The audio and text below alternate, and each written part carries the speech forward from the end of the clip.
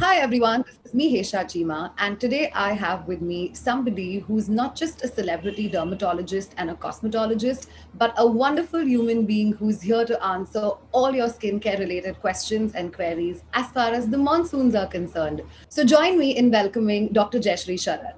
Hello doctor, how are you? Hi, Hisha. I'm very fine. Thank you. So good to see you. So good to see you too. I'm so happy that you're doing this fun interaction with us. So a big thank you for that. How have you been? How's the pandemic treating you? It's been fine. I'm taking one day at a time, doing a lot of stuff, with people, lovely people like you, and then writing a lot of journal articles, trying to keep myself busy.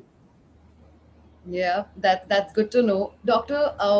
This your skin is glowing even right now, and every time I have met you, you've been that one go-to idol person who's got the perfect skin, and which I'm sure most girls like me, who's also watching, us right now, would want to know what is that secret behind that glowing great skin. So why don't you tell us a little bit about that?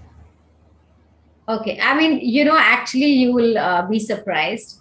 I don't do much to my skin. I don't layer my skin. I don't do the 5 layer, 6 layer thing in the morning, night. I cleanse, I moisturize. I use basically the Serum K with serum, which is an under eye serum. It's got vitamin K and hyaluronic acid. So I use that all over my face in the morning as a moisturizer and follow it with a sunscreen. Now, a sunscreen is something I have never missed. However tired, however, whatever it is, I have not probably missed a sunscreen in the last 15 years easily Wow. wherever I am. So that is something that I do. And at night, again, I cleanse. I use a retinol once in a week, that too now, maybe in the last, since the last 2 years. And my skin is very sensitive. So I have to be very, very careful about what I do. So I can't do too many things. I can't apply products because I'm allergic to a lot of them. And so what I do is I do a glycolic acid peel on my face once in a month to just because I can't do too many things, I can't apply too many things on my face. So my skincare is that simple, but I don't have sugar. I don't have dairy. I don't have junk food. I'm a very simple eater and I'm a very healthy eater.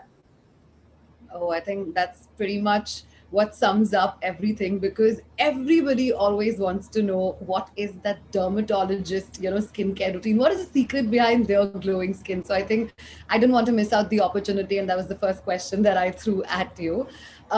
Having said that, doctor, picking from what you said, you mentioned that you've never missed applying sunscreen, and the popular myth is that sunscreen should be only applied during summers or when you're stepping out or going for a beachy holiday, etc.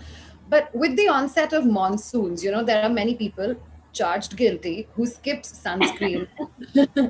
What are the effects that it could probably have on the skin, and what should an ideal monsoon skincare routine be like? That's a very good question, Hesha. Now, when you talk about sunscreens, they should be applied 365 days in a year, not just in summer or not just when it's hot. We have to understand that ultraviolet A, ultraviolet B, and ultraviolet C are present throughout the year, right? And UVA, 70 to 80% of UVA penetrates clouds. So even if it's a cloudy day or a rainy day, you are still getting exposed to ultraviolet A, right? Now, ultraviolet A is responsible for all the damage that we see. It's responsible for collagen breakdown, elastin fibers breakdown, for hyperpigmentation, fine lines, open pores, wrinkles, allergies, those red rashes that you see. So all that is UVA, and UVA, as I said, is penetrating clouds. So that's how simple it is. You need a sunscreen even if it's cloudy or if it's raining. You do get very good water resistant sunscreens. Now, when we say water resistant, you can't just say, oh, I've applied it so I can be in the rain all the while. No, it lasts only for about 40 minutes when you are in water. So after that, you have to reapply. The same as when you're swimming. So you can apply a water resistant sunscreen, get into the pool, but after 40 minutes, you'll have to come out and reapply. So that's the importance of sunscreen. Now, talking about a skin care in the monsoons, you have to keep it very simple. I would say cleanse, very important. Okay. And then apply a moisturizer. Now, again, people think, oh, it's, rainy, why we don't need a moisturizer. Apply something really light, apply a gel based or a water based moisturizer. These days, you have so many of them in the market. And over that, apply a water resistant sunscreen. Keep your makeup very basic. Do not use foundations and, mascaras and stuff, which will bleed. So again, you have to use more of powders and more of water resistant mascaras or things like that. And don't forget to moisturize your body, because the body does get dehydrated in the rains, and we tend to drink less water. So it's very important to hydrate and moisturize your entire body. So that will be your day routine. Now, for people who have very oily skin or acne prone skin, and they don't want to use a moisturizer because, in the rains it's more humid, you may want to then switch to a hyaluronic acid based serum. So you wash your face, then you apply a hyaluronic acid based serum, and then top it with a sunscreen. So don't skip the sunscreen. So that will be your day routine. Now, at bedtime, whether it's summer, winter, whatever, rains, you still need to cleanse well. You need to remove your makeup. There's no excuse there. And then you can use a nice under eye serum, and then a serum on the rest of your face, followed by a moisturizer. Now, how will you decide on what serum to apply? If you are, if you have acne prone skin, then you can use a salicylic acid based serum maybe 2 or 3 times a week. And if you have oily skin, you can use an alpha hydroxy acid based serum, again 2 or 3 times a week. If you are above 35, then you should start using a retinol based serum maybe 2 to 3 times a week. Now, when you're using retinol, you have to remember that you cannot use it if you're pregnant or if you're lactating. So if you plan to conceive, you have to stop it at least 2 months in advance.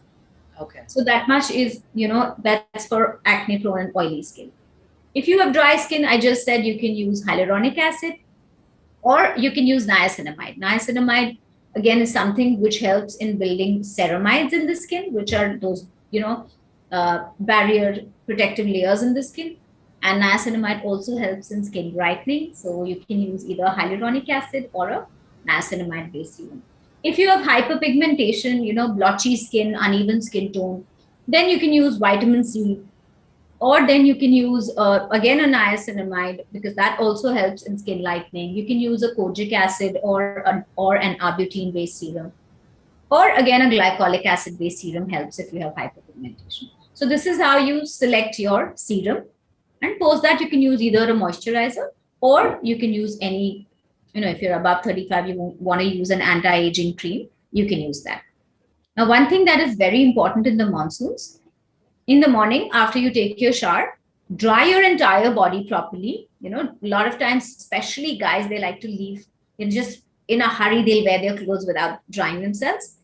So that dampness will cause a lot of fungi to grow. And as it is, the environment is very humid and damp. And on top of that, if you're wearing wet clothes, you will grow fungus. Everybody's talking about fungi these days. Now, normally also we grow fungus on our body. Okay. So, it's very important that you dry yourselves and then use a clotrimazole based powder, like a candid powder or an absorb powder, in all the body folds. So, in the underarms, in the groin area, then in females, just under the breast, in the toes, in the web spaces, because if you're wearing shoes, especially if you're wearing socks and shoes, then, it's damp and moist environment, absolutely good for fungi to grow. So you've got to keep yourself dry. If you're going to work, keep an outfit in your office as well, so you can change if you've gotten wet, and especially underclothes. And I would also say shoes if possible, or just switch to some chappals for the time being, if possible. I don't know if that's, some people are not allowed, but if you can do that in the office, then even better. And that's how you take care. So that was, I think, some good Yeah. takeaways for us. How often do you think it is important for whether it's a teenager or somebody who's in their 35 plus or 40s to come and visit a dermatologist to sort of assess their skin? That's brilliant. In today's day and age, people are exposed to a lot of products out there. and they're very, very confused. Mm. Everybody, even I just talked about AHA, BHA, niacinamide, vitamin C, retinol, this, that, the other. How do you use them? I know of Yeah. people who've got all of them, and then they're sitting and they don't know what to do, right? So, or you don't even realize that your skin type is changing with climate or with the products you're using or with the hormones. And then you think, oh, my skin type is dry. And then you start using products for dry skin, and then you get some reaction, or vice versa.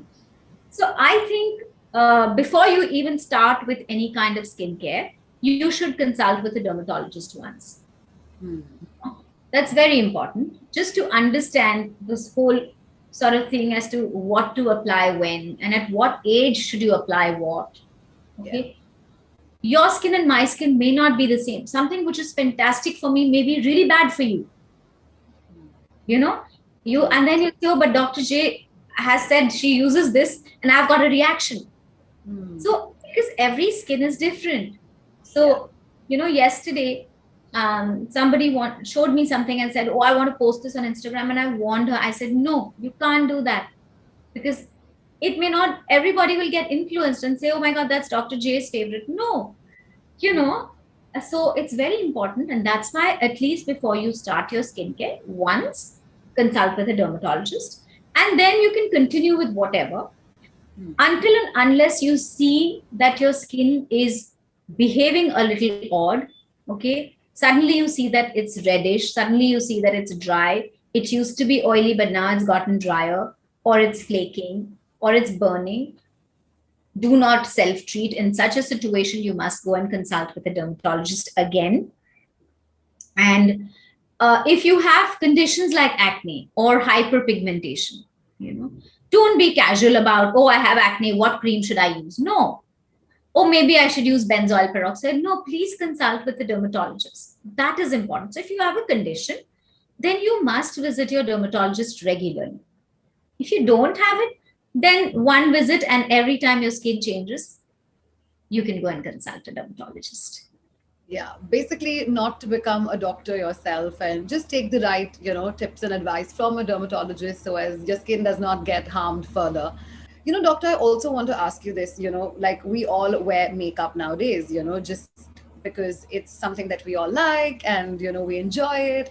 But when you mention like sunscreen and reapplication of sunscreen, is it perfectly okay to apply sunscreen already when you're wearing makeup? So your makeup may cake, and that is why what you will need to do is probably use a powder based sunscreen over your makeup. First, apply your sunscreen, then you apply your makeup, and then maybe after 3 hours, if you're outdoors, you have to reapply the sunscreen. That is when you will apply a powder based sunscreen. So that just because your foundation or your compact has SPF, that doesn't mean you don't apply a sunscreen. You should first apply the sunscreen and then apply your makeup, even if it has SPF. Yeah, I think that can just be used as like your go-to travel, touch up when you want to sort of reapply your sunscreen. But I think the base sunscreen, as you rightly mentioned, whether winters, monsoons, or summers, one should be definitely applying that. Coming to that, I think monsoons not only just make our skin, sort of humid or moist or oily or however, it's totally dependent on everybody's individual skin tendency.